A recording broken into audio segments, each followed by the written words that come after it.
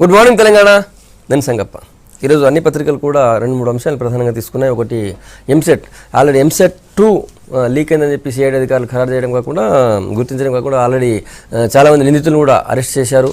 దానికి సంబంధించి ఇక ఎంసెట్ 2ని ప్రభుత్వం రద్దు చేస్తుంది, 3వ ఎంసెట్ పెడుతుంది అన్నటువంటి ఒక వార్తలు రావడంతో తల్లిదండ్రులు విద్యార్థులు చాలా కన్ఫ్యూజన్ నెలకొంది. దాంతో చాలామంది విద్యార్థులు తర్వాత తల్లిదండ్రులందరూ కూడా ఇక ఎంసెట్ 3 పెట్టకూడదు, అక్రమ మార్కులు ర్యాంకులు ఎవరైతే సాధించారో వాళ్ళపైన కఠిన చర్యలు తీసుకోవాలి, కానీ ప్రతిభావంతులైన విద్యార్థులకు న్యాయం చేయడం అని చెప్తూ నిన్న చాలామంది విద్యార్థులు వాళ్ళ తల్లిదండ్రులందరూ కూడా సెక్రటరియట్ ముందు ఆందోళన చేశారు. ఆ తర్వాత జిల్లాలో ఉన్నటువంటి మంత్రుల దగ్గర అందరి దగ్గర పోయి కలిశారు. కడియం శ్రీహరి కూడా, మంత్రి కడియం శ్రీహరి దగ్గర కూడా వరంగల్ జిల్లాకు చెందినటువంటి చాలామంది విద్యార్థులు తల్లిదండ్రులు కలిశారు. 3వ ఎంసెట్ రాసే పరిస్థితి అంత ఓపిక మాకలేదు, ఇప్పటికే 6 పరీక్షలు రాసామన్నీ కలిపితే. కాబట్టి అక్రమ ర్యాంకులు సాధించిన వాళ్ళపైనే చర్య తీసుకోండి, మాకు న్యాయం చేయడం చెప్పి విద్యార్థులు తల్లిదండ్రులు కోరుతున్నారు. అది ప్రధానమైనటువంటి వార్త. ఇక రెండవ వార్త చూసినట్టయితే ఈ మల్లన్న సాగర్కి సంబంధించిన డెవలప్మెంట్ నిన్న కూడా కొనసాగింది. ఆల్రెడీ మొన్న వేములఘాట్ పల్లెపాడుకు సంబంధించినటువంటి రైతులు వాళ్ళు మల్లన్న సాగర్కి భూములు ఇవ్వడానికి సంసిద్ధత వ్యక్తం చేస్తే నిన్న ముఖ్యంగా బాగా ఆందోళన జరుగుతున్నటువంటి గ్రామం ఎర్రవల్లి గ్రామస్తులు కూడా నిన్న సిద్దిపేటలోని ఆర్డీఓ కార్యాలయంలో మంత్రి హరీష్ రావుతో కలిశారు, భేటీ అయ్యారు, మాట్లాడారు. మల్లన్న సాగర్కు 123 జీవో ప్రకారం మేము భూములు ఇవ్వడానికి సిద్ధంగా ఉన్నామని చెప్పి దాదాపు 60% పైగా రైతులు వాళ్ళు నిన్న హరీష్ రావుకి లెటర్ ఇచ్చారు, మేము భూములు ఇస్తామని చెప్పి. అది నమస్తే తెలంగాణ మెయిన్ బ్యానర్గా తీసుకుంది, మల్లన్నకు రైట్ అనే బ్యానర్తో ఆ న్యూస్ని తీసుకుంది.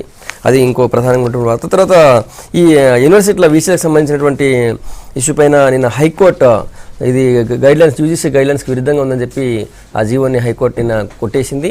అయితే దీనికి సంబంధించి ప్రభుత్వం సుప్రీంకోర్టు కూడా వెళ్ళడానికి సిద్ధమైంది. ఎందుకంటే అందులో ఈ యూజీసీ గైడ్లైన్ ప్రకారం అయితే ఒక 2 మాత్రమే లేరు, మిగతా 6 యూజీసీ గైడ్లైన్స్ ప్రకారం ఉన్నారని చెప్పి ప్రభుత్వం అంటుంది.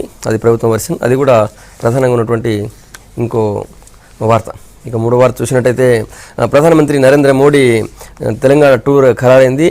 ఆగస్టు 7న తెలంగాణకు వస్తున్నారు. గజ్వెల్లో మిషన్ భగీరథ కార్యక్రమం ప్రారంభిస్తారు. అక్కడ నుంచి రిమోట్తో మిగిలిన కార్యక్రమాలు కూడా ఆయన స్టార్ట్ చేస్తారు. అదో ప్రధానమైనటువంటి ఇంకో వార్త. ముందుగా ఈ ఎంసెట్కి సంబంధించి మాట్లాడదాం. మనతో చర్చలో సిపిఎం నుంచి మాజీ ఎమ్మెల్యే సీనియర్ నాయకులు జూలకంటి రంగారెడ్డి గారు, తర్వాత టీఆర్ఎస్ నుంచి ఎమ్మెల్సీ భానుప్రసాద్ గారు, కాంగ్రెస్ నుంచి అధికార ప్రతినిధి కొనగల మహేష్ గారు మనతో ఉన్నారు. రంగారెడ్డి గారు, ఎంసెట్కి సంబంధించినటువంటి కన్ఫ్యూజన్తో నిన్న తల్లిదండ్రులు విద్యార్థులు బాగా గందరగోళం గురయ్యారు. ఇంకో ఎంసెట్ పెడితే రాసే పరిస్థితి లేదు అంటున్నారు, కానీ చట్టాలేమో ఇంకోటి కంపల్సరీ పెట్టాలని అంటున్నారు. మరి ఎట్లా ఉంటుంది, ఏది పరిస్థితి? ఎంసెట్ అనేటువంటిది లీకేజ్ కావటం అనేది చాలా దురదృష్టకరమైనటువంటి విషయం. దానివల్ల విద్యార్థుల యొక్క భవిష్యత్తు చాలా దెబ్బతినేటువంటి పరిస్థితి. రెండోది ఏంటంటే క్వాలిటీ, ఎడ్యుకేషన్ క్వాలిటీ అనేది దెబ్బతిని మొత్తం సమాజానికి చాలా నష్టం. అది దీనికి బాధ్యత అనేది ప్రభుత్వమే వహించాలి. అది ప్రభుత్వంలో ఉన్నటువంటి ఉన్నతాధికారులు కానీ లేకపోతే ప్రభుత్వాన్ని నడిపిస్తున్నటువంటి పెద్దల యొక్క అండదండలు ఈ లీకేజ్ కావటానికి ఉండకపోతే ఎందుకు ఈ రకంగా లీకేజ్ అవుతుంది అనేటువంటిది చాలామందిలో అనుమానం ఉంది. విద్యావేత్తల్లో కానీ మేధావుల్లో కానీ విద్యార్థుల్లో కానీ చాలామందిలో కూడా ఉన్నతమైనటువంటి స్థాయిలో ఉన్నటువంటి వాళ్ళు దీంట్లో పాత్ర లేకపోతే లీకేజ్ కావటం అనేది జరిగే పని కాదు. అందుకనే ప్రభుత్వమే బాధ్యత అనేది వహించాలి.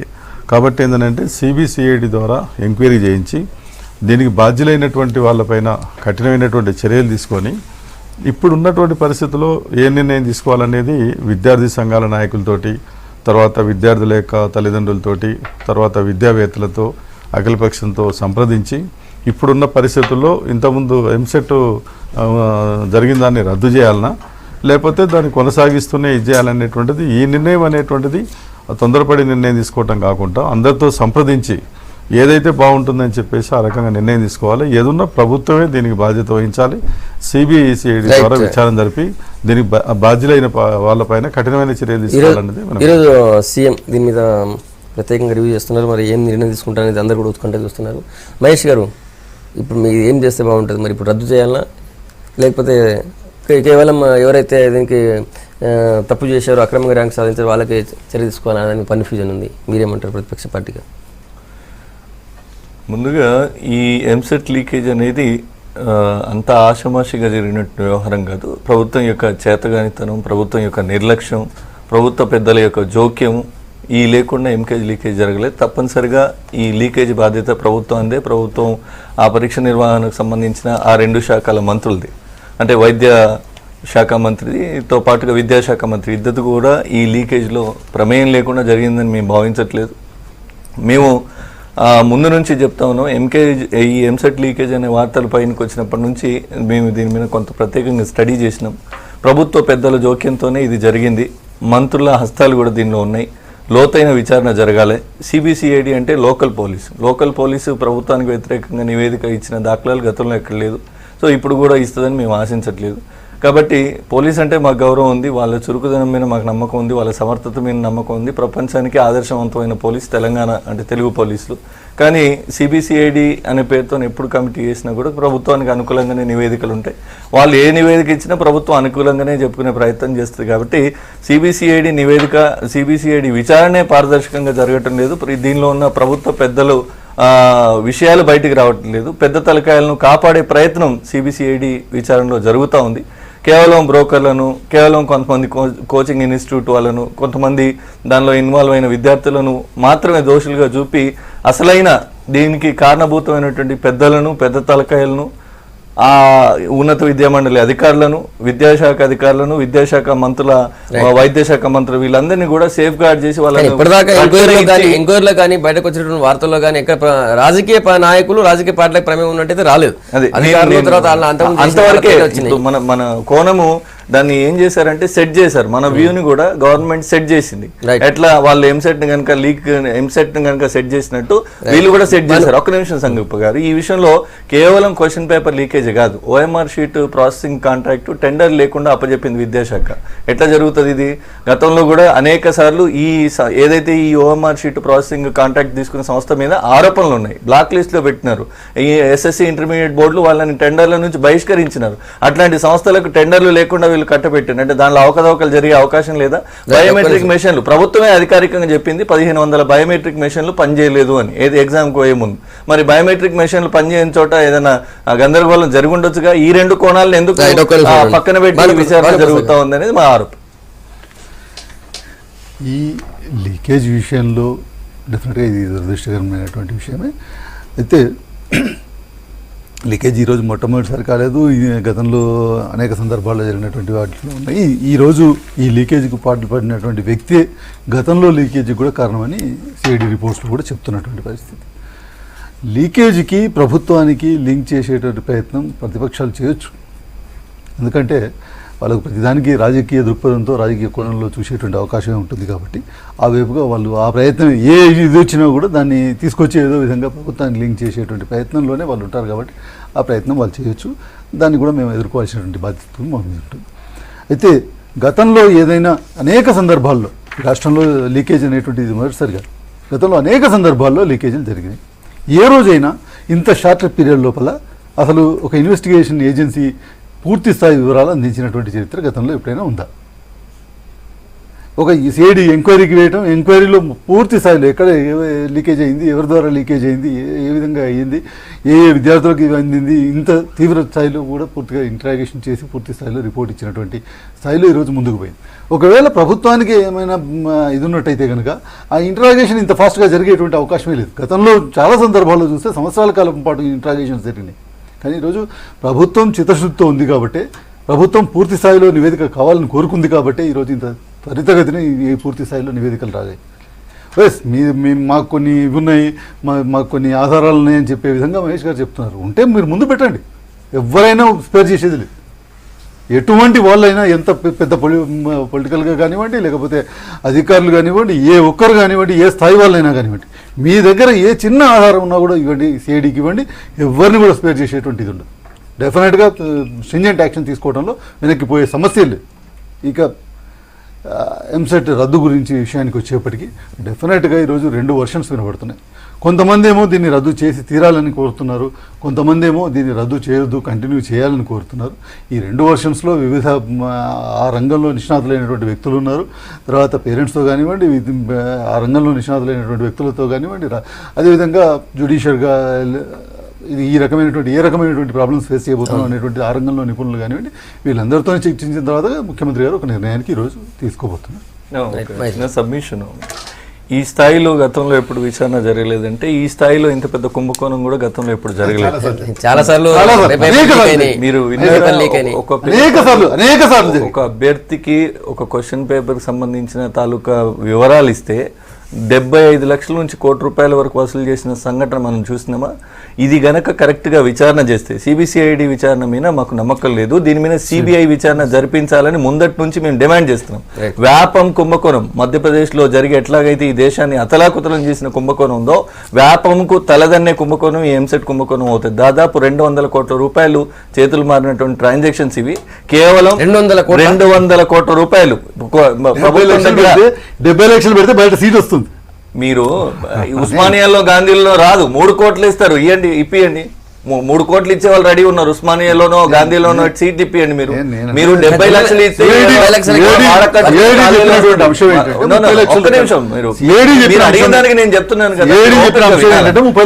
నేనేమంటున్నా, బయట అవుట్స్కట్స్ లో ఉన్న కాలేజీలు, పెద్ద పేరు లేని కాలేజీలు, అక్కడ ఎక్కడ క్యాంపస్ ప్లేస్మెంట్స్ లేని కాలేజీలు, లేదంటే సరైన భోజన వసతులు లేని కాలేజీలలో వస్తుంది. మీరు చెప్పినట్టు 70 కాదు 60 లక్షలకు కూడా వస్తుండొచ్చు. కానీ ఉస్మానియా గాంధీలో వాళ్ళు టార్గెట్ అయినప్పుడు 70 కాదు 3 కోట్లు ఇచ్చేదానికి రెడీ ఉన్న వాళ్ళు కూడా ఉన్నారు, కొంతమంది తల్లిదండ్రులు గొప్పవాళ్ళు, సో చదువులు కొనుక్కోవాలనుకునే వాళ్ళు. నేను దాని కోణంలో మీరు విచారణ జరపట్లేదు అని అంటున్నా. పెద్ద స్థాయిలో దీనిలో ఇన్వాల్వ్ అయింది. ఒకవేళ పరీక్ష వాయిదా గురించి మనం మాట్లాడాల్సి వస్తే, అదే పరీక్ష తిరిగి నిర్వహించాల్సి గురించి మాట్లాడాల్సి వస్తే, గతంలో మనకు అనేక ఆధారాలు చెప్తున్నారు కదా, మీరు డీజీపీకో మీరు ఆధారాల గురించి చెప్తారా? వాళ్ళ సహకరించాలి కదా, ఎంక్వైరీ కూడా సహకరించాల్సిన బాధ్యత ప్రతిపక్ష. ఎవరి మీద జరుగుతున్న ఎంక్వైరీ ఫోన్ కాల్ డేటా ఆధారంగా ఒకడు పైసలు సంచులు మోసడం మీద ఎంక్వైరీ జరుగుతుంది. ఆ పేపరు ఏమంటారు అట్లా పనిచేసి అటెండర్ల మీద ఎంక్వైరీ జరుగుతుంది. అలా కూర్చొని దీన్ని మంత్రాంగంతా నడిపినటువంటి గతంలో వాని మీద ఆరోపణలు ఉన్నాయి కాబట్టి వాని మీద ఎంక్వైరీ జరుగుతుంది. అసలు నాయకులు ఏరి ఎంక్వైరీలో ఏరి విద్యాశాఖ మంత్రి, విద్యాశాఖ అధికారులు. నేనేమంటున్నా,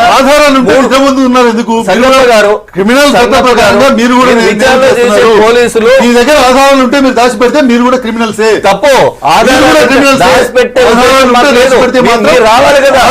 ఎవరి మీద విచారణ, ఎవరి మీద అటెండర్ల మీద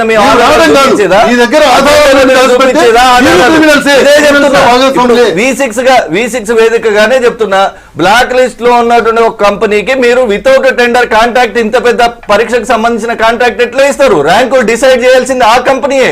మీరు ఎట్లా ఇస్తారు? ఇది కుంభకోణం కాదా? ఇది కుమ్మక్కు కాదా? కాంట్రాక్ట్ పిలవకూడదా? సో నేను ప్రతి ఒక్కదానికి ఆధారం 3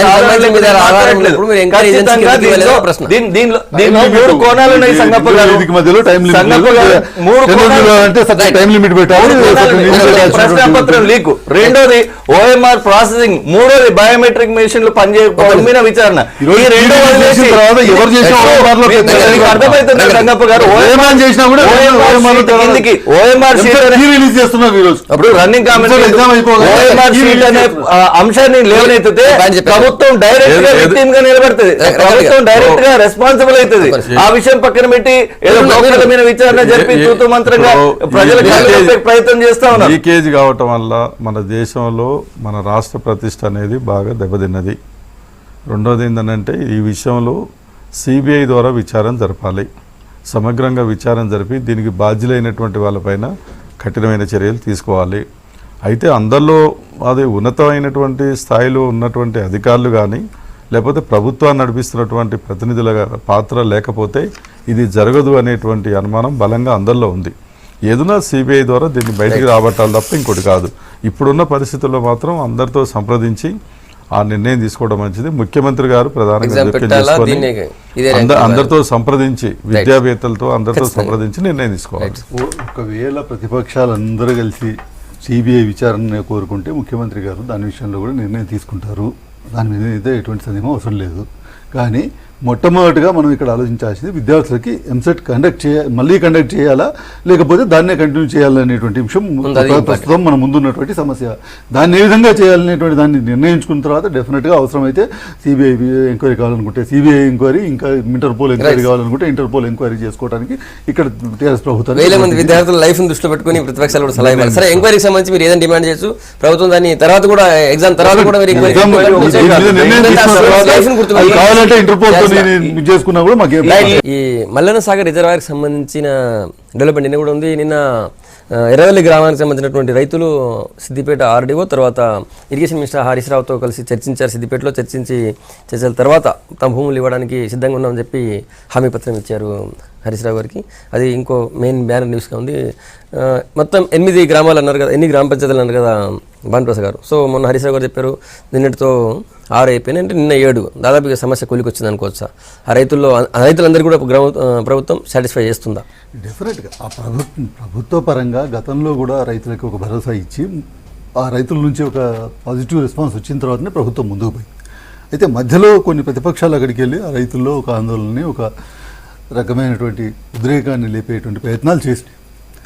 తర్వాత ఆ రకమైనటువంటి ఆందోళన రైతుల్లో కనబడేటువంటి సందర్భంలో కూడా మళ్ళీ ఒకసారి ఈరోజు డైరెక్ట్గా మంత్రి గారే అక్కడ కూర్చుని గ్రామాలకు సంబంధించినటువంటి ప్రతినిధులతో వాళ్ళకు ఉన్నటువంటి అనుమానాలను తీర్చేటువంటి ప్రయత్నం చేస్తూ ప్రతి ఒక్క గ్రామానికి సంబంధించినటువంటి రైతులతో కూడా మాట్లాడటం, వాళ్ళకి ఏవైతే అనుమానాలనే వాటిని నివృత్తి చేయటం, వాటిని వాళ్ళని ఒప్పించే ప్రయత్నం చేయటం, ఇది ఇక్కడ ఏ ఒక్క వ్యక్తికో లేకపోతే ఒక ఇదికో ప్రయోజనం జరిగేటువంటి అంశం కాదు. ఇది ఈ రాష్ట్రంలో ఒక ప్రాంతంలో పూర్తిగా యాక్చువల్గా చెప్పాలంటే ఈ 60 సంవత్సరాలు 70 సంవత్సరాలుగా ఏదైతుందో పూర్తిగా వెనుకబడినటువంటి ప్రాంతాలు ఏవైనా ఉన్నాయి అని అంటే అది అగ్రికల్చర్ పరంగా పూర్తిగా వెనుకబడినటువంటి ప్రాంతం ఏదైనా ఉందంటే అది మెదక్ జిల్లా. అటు మహబూబ్నగర్ జిల్లాలో ఇటు మెదక్ జిల్లాలో ఈ 2 జిల్లాల్లో కూడా పూర్తిగా వెనుకబడినటువంటి ప్రాంతాలు. అక్కడ నీటి వనరులు అసలు ఏమాత్రం కూడా లేనటువంటి పరిస్థితి. ఈరోజు కొంతమంది కాంగ్రెస్ పార్టీ నాయకులు కానివ్వండి, ఇతర ప్రతిపక్ష నాయకులు కానీ మాట్లాడుతున్నారు అవి ఫర్టైల్ ల్యాండ్స్, అక్కడ పంటలు పండుతున్నటువంటి ల్యాండ్స్. ఈరోజు ఆ గ్రామాల పరిస్థితిలోకి పోయినట్టయితే పూర్తి స్థాయిలో డ్రై ల్యాండ్స్. అక్కడ అసలు నీటి వసతి అనేటువంటిది బోర్ వేసిన నీరు పడినటువంటి పరిస్థితి, అక్కడ నీటి వసతి లేనటువంటి గ్రామాలు. ఆ గ్రామాల్లో అక్కడ ఉన్నటువంటి ప్రజలకే కాకుండా చుట్టుపక్కల దాదాపు ఆ జిల్లా మొత్తానికి కూడా ఒక నీరు అందించేటువంటి కార్యక్రమంలో భాగంగా అక్కడ ఆ రిజర్వాయర్ని నిర్మించేటువంటి ప్రయత్నం. ఈరోజు వాళ్ళందరినీ కూడా ఒప్పించి వాళ్ళందరికీ కూడా వాళ్ళ డిమాండ్స్ కానీ వాళ్ళకు ఉన్నటువంటి అనుమానాలను కానీ తీర్చి ముందుకు పోవాలనేది ప్రభుత్వ ఉద్దేశం తప్పితే ఎవరి మీద ఒత్తిడి తీసుకురావడం కానీ ఎవరిని ప్రెషరైజ్ చేసేటువంటి ఇదిలో ప్రభుత్వం లేదు. రైట్, రంగారెడ్డి గారు. ఇప్పుడు తెలంగాణ రాష్ట్రము మన రాష్ట్రంలో ప్రాజెక్టులు కట్టడానికి భూసేకరణ చేసే విషయంలో కానీ రైతుల దగ్గర నుంచి భూములు తీసుకునేటువంటి విషయంలో రైతులు కానీ ప్రజలు కానీ ప్రతిపక్షాలు కానీ ఎవరు ఆటంకం కాదు. కానీ వస్తున్న సమస్య ఏంటంటే మనం భూసేకరణ ఎక్కడ చేస్తున్నాం? తెలంగాణలో. ఎవరి దగ్గర తీసుకుంటున్నాం? తెలంగాణ ప్రజల దగ్గర.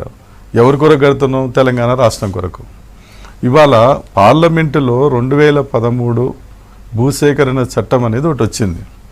ఇలాంటి వివాదాలు దేశం మొత్తంలో అనేక చోట్ల జరిగి కాల్పుల వరకు పోయి అనేక మంది రైతులు చనిపోయిన తర్వాత ఈ పరిస్థితి ఉండొద్దనే దృష్టితోటి బ్రిటిష్ కాలంలో ఉన్నటువంటి చట్టాన్ని మార్చి అందరికీ ఆమోదయోగ్యంగా ఉండేటువంటి పద్ధతుల్లో న్యాయమైన పరిహారం ఇవ్వాలనే ఉద్దేశంతో అన్ని రాజకీయ పక్షాలు కూడా మాట్లాడిన తర్వాతనే భూసేకరణ చట్టం వచ్చింది.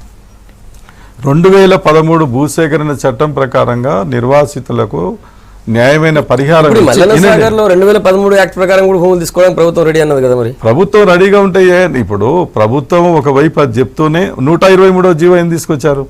123వ జీవో ఎందుకు అవసరం ఉంది? 123వ జీవో తీసుకురావటం అంటే 2013 భూసేకరణ చట్టాన్ని పక్కకు పెట్టి దీని ద్వారా భూమి కొనుగోలు చేసేటువంటి జీవో అది. ఇవాళ రైతులందరూ కూడా ప్రత్యేకంగా వచ్చి వాళ్ళందరూ ఏటానికి సిద్ధమవుతుందంటే 3-4 మాసాల నుంచి వాళ్ళు పోట్లాడుతూ ఉన్నారు. పోరాడి లాస్ట్కు వాళ్ళ మీద పోలీసులతోటి దాడులు చేయించి లాఠీచార్జ్ చేయించి కేసులు పెట్టి ఈ రకమైనటువంటి బెదిరింపులు అదిరింపులు చేయటం వల్ల ఏంటంటే కొంతమందిని ఏదో లొంగ తీసుకునే ప్రయత్నం చేస్తూ ఉన్నారు. ఇప్పటికైనా రాజకీయ పార్టీలు కాకుండా ప్రభుత్వ మంత్రులు కాకుండా మీరు జర్నలిస్టులుగా లేకపోతే కొంతమంది అధికారులు స్వచ్ఛంద సంస్థలు వెళ్ళి మీరు అక్కడ అందరినీ సమావేశపరిచి ఈ ప్రాజెక్టు కట్టడానికి ప్రభుత్వం ఇస్తున్నటువంటిది మీరు న్యాయం అని ఒప్పుకుంటున్నారా లేదా? మీరు ఏం కావాలని కోరుకుంటున్నారని చెప్పేసి ఒక రెఫరెండం లాగా. ఇప్పుడు ఎర్రవెల్లిలో మొన్నటి ఆందోళన చూసాము. అక్కడ ఎర్రబెల్లిలో కూడా ఆ రైతులు వచ్చి నిన్న 123 జీవో ఒప్పుకున్నారు కదా. వాళ్ళ ముందు 2 ఆప్షన్స్ ఉన్నాయి, 123 ఉంది, 2013. ఇప్పుడు వాళ్ళందరూ కొంతమందిని వీళ్ళు కావాలని లొంగ తీసుకొని అనేక రకాలుగా ఒత్తిడి. ఇలా రాజకీయం అంటారు, అసలు రాజకీయమే కదా ఇప్పుడు ప్రభుత్వం నడిపించేది ఎవరండి? ఒక రాజకీయ పార్టీ అధికారంలోకి వచ్చి ప్రభుత్వాన్ని నడిపిస్తుంది. రాజకీయపరమైన ఒత్తిడి చేసి లొంగ తీసుకుంటా ఉన్నారు. రాజకీయపరమైనటువంటి ఒత్తిడి చేసి లొంగ తీసుకుంటున్నప్పుడు రాజకీయ పార్టీలు కూడా వాళ్ళకి అన్యాయం జరగొద్దు అని చెప్పి కాదు కదా. మల్లన్న సాగర్కి సంబంధించి ప్రభుత్వము ప్రజలతోని బయట ప్రపంచంతో అంటే ముంపు గ్రామాలు కాకుండా బయట సమాజంతో కూడా మైండ్ గేమ్ ఆడుతూ ఉంది. ఎందుకంటున్నారంటే ఒక గ్రామంలోకి పోయి పక్క గ్రామం వాళ్ళు ఒప్పుకున్నారు, మీకేంది ఒప్పుకోక, వాళ్ళు ఒప్పుకుంటే వాళ్ళకు లాభం అవుతుంది, మీరు ఒప్పుకోకపోతే నష్టం జరుగుతుంది అనే ధోరణి ఒకటి. రెండోది 2013 చట్టం యొక్క గొప్పతనం, దానిలో ఉన్న విశిష్టతలు, దానివల్ల వాళ్ళకు చేకూరే అన్ని రకాల లబ్ధుల గురించి ఎక్స్ప్లెయిన్ చేయకుండా దానికంటే ఇదే బెటర్, దాని ప్రకారం ఓన్లీ పరిహారం విషయంలో మాత్రమే 2013 చట్టాన్ని చూపించి దాని ప్రకారం అయితే ఎకరా 60,000 మీకు 1,80,000 వరకే వస్తుంది, మేమైతే 5-6 లక్షలు మీకు పోస్తున్నాం కాబట్టి ఇదే బెటర్, మీరే నష్టపోతారు మీ ఇష్టం. దానిలో ఉన్న సామాజిక ప్రభావ అంచనా, దానిలో ఉన్న మిగతా ఏది భూమి ఇచ్చే కార్యక్రమం కానీ, దాంట్లో ఆయకట్లో ఇచ్చే కార్యక్రమం ఆల్రెడీ ప్రతిపక్షాలు పోయినాయి 2013 చట్టం గురించి రోజు మేము అక్కడ ఉన్నటువంటి ప్రజలు స్వయంగా చైతన్యవంతులు, వాళ్ళు స్వయంగా చైతన్యవంతులు. మేము ఈ విషయంలో 2013 చట్టం విషయంలో ఇంకా చైతన్యపరిచే కార్యక్రమాలు తీసుకున్నా కూడా ప్రభుత్వం చేసేటువంటి blackmailing strategies, mind games ద్వారా వాళ్ళు ప్రభావితం అవుతున్నారనే మాట వాస్తవం. కానీ దీనిలో వాస్తవాలు కూడా మనం గుర్తెరిగి మాట్లాడాల్సిన అవసరం ఉంది. ఇప్పుడు భానుప్రసాద్ గారు చెప్తారు అక్కడ ఉన్నాయన్ని డ్రై ల్యాండ్స్ అని. మనం పోదాము ఈ వేములఘాట్ విలేజ్కి సంబంధించి దాదాపు ఈ ప్రాజెక్ట్ కింద మొత్తం మల్లన్న సాగర్ ప్రాజెక్ట్ కింద 16,000 ఎకరాలు దాదాపు సేకరించేదానికి ప్రభుత్వం ఒక టార్గెట్ పెట్టుకుంది. వేములఘాట్ ఒక విలేజ్లోనే 5,600 ఎకరాలు ఉంది. అంటే దాదాపు 1/3 ఈ ప్రాజెక్టు మొత్తంలో, మల్లన్న సాగర్ ప్రాజెక్టు మొత్తంలో వేములఘాట్ మొన్న ఏదైతే అమానవీయంగా పోలీసులు లాఠీ చార్జీ దెబ్బలు తిన్న గ్రామస్తులు ఉన్నారు చూసారా, ఆ గ్రామస్తుల యొక్క భూములే 5,600 ఎకరాలు. అంటే దాదాపు 3వ వంతు భూమి వాళ్ళదే మునుగుతుంది. అక్కడ ఆల్రెడీ 1.5 TMC కెపాసిటీ కలిగిన చెరువులే ఉన్నాయి. అట్లాంటి చెరువులు 2 పంటలు వండి 3 పంటలు వండే భూములను వదులుకొని వాళ్ళని పొమ్మంటే వాళ్ళకి బాధ అనిపిస్తుంది. మీరు డ్రై ల్యాండ్ 5 TMC చెరువు ఉంది అక్కడ, 1.5 TMC చెరువు. మరి కాంగ్రెస్ హయాంలో అప్పుడు 1.5 TMC రిజర్వాయర్ కడతామన్నారు. మల్లన్న సాగర్ అంటే మాకు సరే ఇప్పుడు 5,600 ఎకరాలకు దాదాపుగా మెజారిటీ భూమి 2 పంటలు పండే సామర్థ్యం కలిగిన చెరువులు అక్కడ ఉన్నాయి. అది డ్రై ల్యాండ్ కాదు సార్, నా ఉద్దేశం అది. ఓకే, అట్లాంటి దాన్ని పక్కన పెట్టి మీరు ఈ అభూత కల్పనను సృష్టించి ప్రచారం చేస్తా ఉన్నారు. ఒకటి. రెండోది, ప్రభుత్వము నిన్న మంత్రి గారితో పల్లెపహాడ్కు సంబంధించిన కొంతమంది గ్రామస్తులు భేటీ అయినరు, రైతులు భేటీ అయినరు, వాళ్ళు ఒప్పుకున్నారు అని చెప్పి మీడియాకి ఇచ్చేసి ప్రపంచానికి తెలిసింది. అక్కడ వాస్తవం ఏందనేది కూడా చూడాలి. అక్కడ ఉన్న జడ్పీటీసీ భర్త పూర్ణాచారి, తర్వాత అక్కడ ఉన్న సర్పంచ్ ఇద్దరు కలిసి కొంతమంది రైతులను తీసుకొని, కొంతమంది రైతులు అంటే వాళ్ళ సానుభూతి పనులు ఎవరినో తీసుకుపోయి, అది ఎక్కడికి తీసుకుపోయినారు, ఊళ్ళో జరిగిన చర్చ కాదు, 2013 చట్టము, 123 అనే జీవో, ఈ 2 ఇంప్లిమెంట్ చేయాలంటే 2013 చట్టం ప్రకారం గ్రామ సభ పెట్టి గ్రామస్తులందరినీ ఆడ పోగు చేసి అక్కడ తీర్మానం చేయాలి. మరి గజ్వేల్ పట్టణంలో ఉన్న మల్లారెడ్డి గార్డెన్స్ కి తీసుకుపోయి ఎందుకు వాళ్ళతో ఒప్పందాలు చేయించుకున్నారు, ఆ ఫోటో ఎందుకు మీడియాకు బయట పెట్టిండ్రు, ఇవన్నీ కూడా లోపభూయిష్టంగా జరుగుతూ ఉంది. ప్రభుత్వ వాదనలో నిజం లేదు. రైతులను ఒత్తిడి చేస్తున్నారా, బ్లాక్ మెయిల్ చేస్తున్నారా?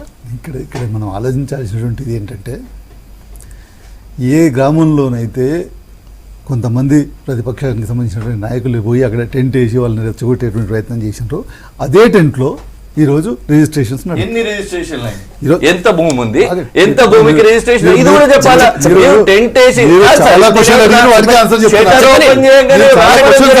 ఎంత జరుగుతుంది అనేది కూడా చెప్పాలి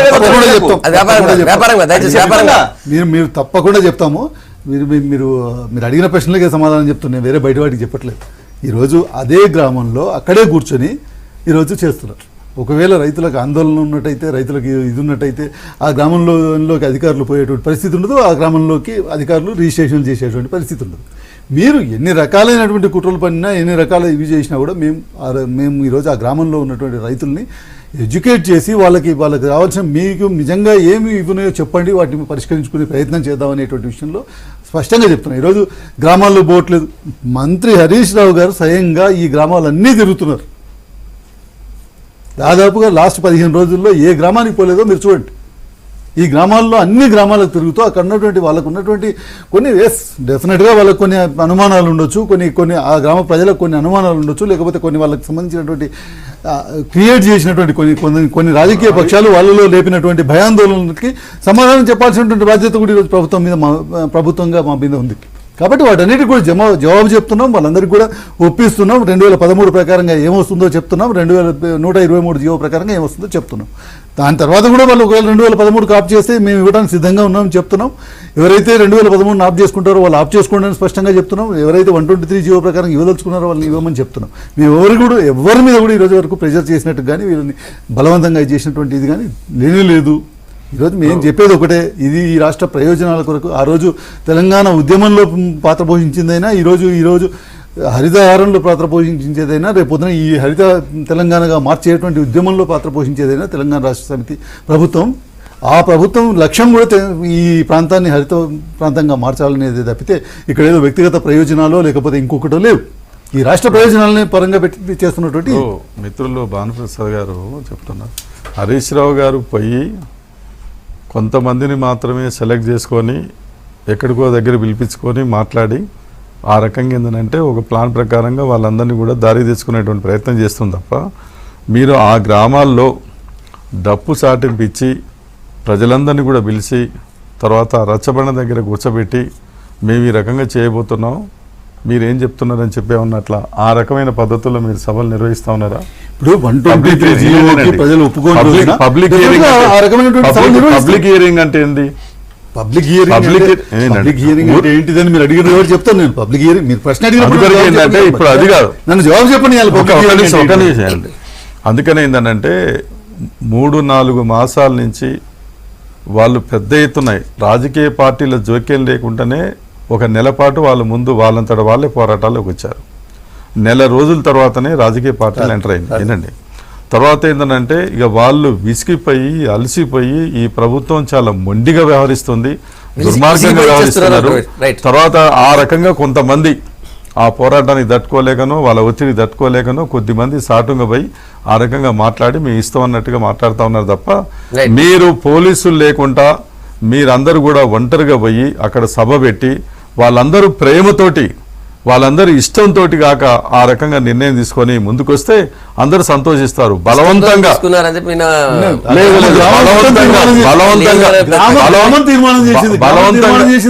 ఆ గ్రామాలన్నీ తీర్మానం చేసినాయి. ఆ గ్రామాల్లో ఉన్న గ్రామ పంచాయతీలన్నీ తీర్మానం చేసినాయి లేదా? గ్రామాలు మొత్తం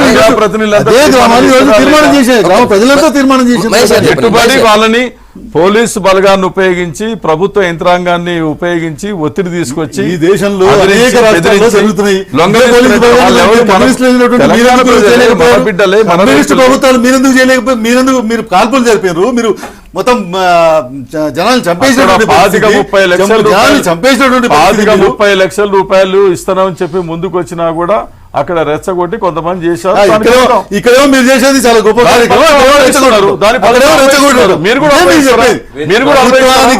ప్రభుత్వానికి కాదండి, మీరు కూడా అనుభవిస్తారో అనుభవించండి. సరే, ఇప్పుడు సంగప్ప గారు అంటే సబ్జెక్ట్ డీవియేషన్ అనుకోకపోతే ఇది టీఆర్ఎస్ పార్టీకి అలవాటే సార్. అంటే గతంలో కూడా ఉప ఎన్నికలు జరుగుతుంటే ఏదో చిన్న తాండానో ఒక చిన్న హ్యామ్లెట్నో పట్టుకొని వాళ్ళందరితోనో 10 మందితో సంతకాలు పెట్టించి ఈ గ్రామం ఏకగ్రీవం టీఆర్ఎస్కు మద్దతు ప్రకటించింది, ఇక్కడ ఓట్లన్నీ ఏకగ్రీవంగా పడతాయని ఒక ప్రచారం చేసి పక్క గ్రామాలను దీనివల్ల ప్రభావితం చేయాలని స్ట్రాటజీ అప్పట్లో ఫాలో అయింది. అదే ఇవాళ కూడా ఫాలో అవుతుంది. పదే నేను చెప్తున్నా. మేము మా ఆబ్జెక్షన్ కూడా ఒకటి ఏంటంటే మల్లన్న సాగర్ గతం ప్రాణహిత చేవెళ్ల ప్రతిపాదిత ప్రాజెక్టులో 1.5 TMC కెపాసిటీతోని మీరు అప్పుడు పెట్టినటువంటి కార్యక్రమం కార్యక్రమం. దాన్ని 50 టీఎంసీలకు పెంచారు. దాన్ని కనీసం ముంపును తగ్గించమనే కోణంలో కూడా ప్రజా సంఘాలు ప్రతిపక్షాలు అడుగుతున్నాయి. మీరు ఏదైతే ఫామ్ హౌస్ ఉంది, కేసీఆర్ గారి ఫామ్ హౌస్ ఎర్రవెల్లి గ్రామంలో ఉంది, దానిపైన కొండపోచమ్మ సాగర్ అనేది ఒక ప్రాజెక్ట్ ఉంది. వీళ్ళు మొదటిగా ప్రతిపాదించింది 21 తగ్గించమనేది డిమాండ్, లేకపోతే 123 జీవో వద్దు రెండు విషయాల్లో చాలా స్పష్టంగా ఇన్ టోటా 2013 చట్టాన్ని ఇన్ టోటా అమలు చేయాలని మాది ఫస్ట్ డిమాండ్. తో పాటుగా అక్కడ ఆ చట్టాన్ని ఇంప్లిమెంట్ చేస్తే అక్కడ ముంపు తక్కువగా ఉండేటట్టుగా చూసుకోవాలని లేట్ అవుతుంది, తక్కువ ప్రతిపక్ష నాయకులు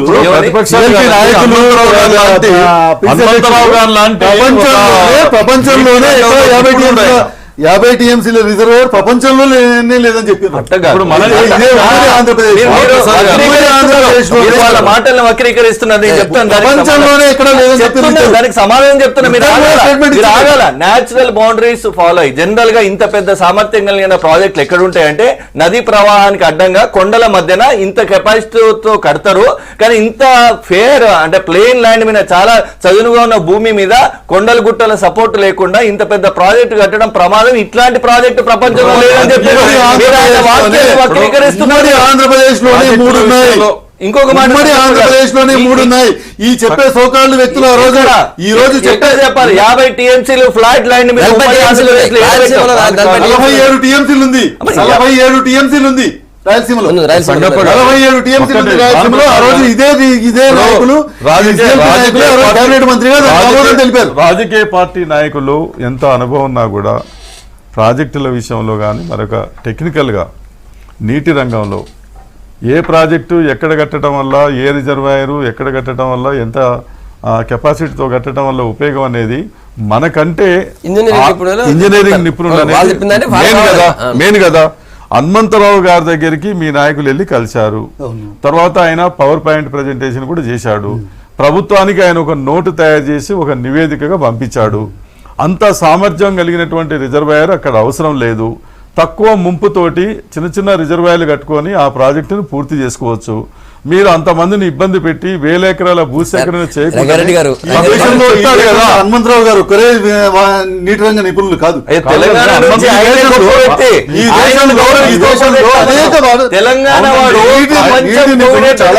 ప్రపంచం గౌరవించే వ్యక్తి మీరు గౌరవించకపోతే ఎట్లా? మీ నిరంకుశ వైఖరికి నిదర్శనం అది. నిరంకుశ వైఖరికి నిదర్శనం. అనేక మంది ఇంజనీర్లు ఉన్నా కూడా గొప్ప కొంతమంది ఉంటారు. ఇక్కడ మీరు మాట్లాడినప్పుడే నేను మాట్లాడతలేను. మీరు ఇద్దరు క్వశ్చన్ అడిగిన దానికి మీరు జవాబు చెప్పాలి. చెప్పండి.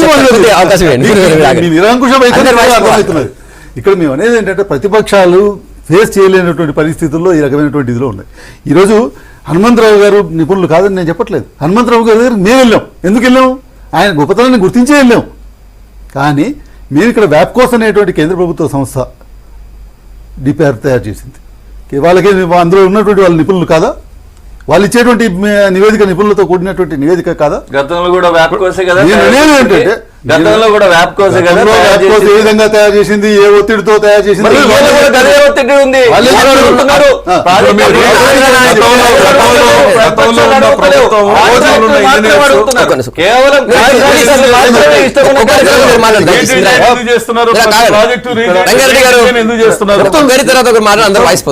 ప్రతి ప్రాజెక్టు చేయడానికి కారణం ఏంది?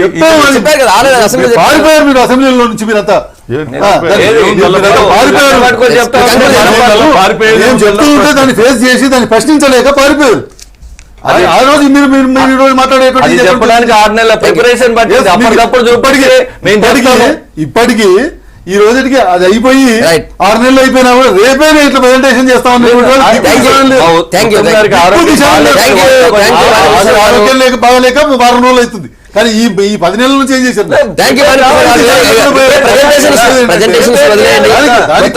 కొంత ధైర్యం కావాలి, దానికి కొంత సబ్జెక్ట్ కావాలి, కూర్చుని సబ్జెక్ట్ కావాలి. దాంట్లో ఏమవుతుంది? Good morning Telangana. రేపు మార్నింగ్ మళ్ళీ వెళ్దాం. Stay tune.